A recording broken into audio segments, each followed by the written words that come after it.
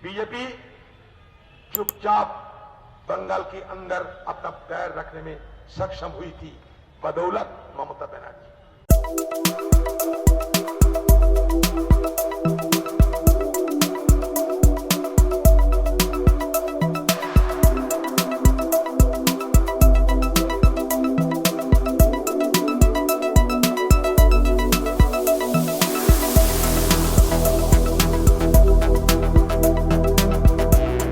बंगाल में बीजेपी किसके शरण से अपने पैर जमा था, अपने प्यार रखा था।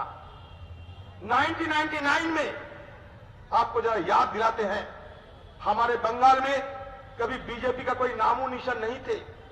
बंगाल के लोगों के साथ बीजेपी का कोई रिश्ता नहीं था, चाहे वो हिंदू हो चाहे वो मुसलमान हो।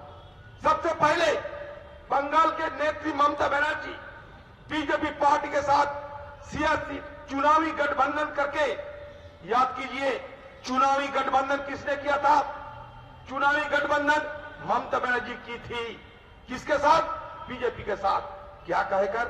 ये कहकर कि बीजेपी पार्टी तो अछूत नहीं है, बीजेपी पार्टी के अंदर बहुत सारे देश प्रेमी है, तो हम इसके साथ क्यों ना गठबंधन करें। उस समय भी हम लोग मना किया था।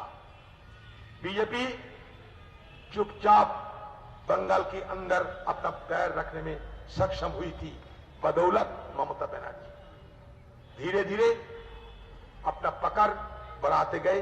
ममता बनर्जी चुप्पी साधी रही। ममता बनर्जी की निगाह में ये आया था कि उनके खिलाफ बंगाल में दो उनकी विरोध कर सकते हैं, एक कांग्रेस पार्टी और एक लेफ्ट पार्टी। ममता बनर्जी पिछले 10 सालों से हमारी मदद से सत्ता में आई, लेकिन सत्ता में आने के बाद पिछले 10 सालों से सारे दहशतगर्द, सारे हिंसा वो किसके खिलाफ किया था? कांग्रेस पार्टी और लेफ्ट पार्टी के खिलाफ। उस समय भी हमने बार बार ये गुहार लगाते आ रहे थी कि दीदी आप गलत कर रहे हो, आप बीजेपी के खिलाफ एक लफ्ज नहीं निकलते हो, लेकिन दिन रात आप कांग्रेस और लेफ्ट पार्टी को खत्म करने की हर संभव प्रयास कर रही हो। इसका नतीजा अच्छा नहीं निकलेगी। नतीजा क्या निकला? बंगाल में जरूर कांग्रेस और लेफ्ट पार्टी कमजोर हुई, और ये कमजोर हुई इसका मतलब क्या हुआ? बंगाल में जो धर्मनिरपेक्ष जो क्षेत्र था वो कमजोर होते चले गए। धर्मनिरपेक्ष ताकत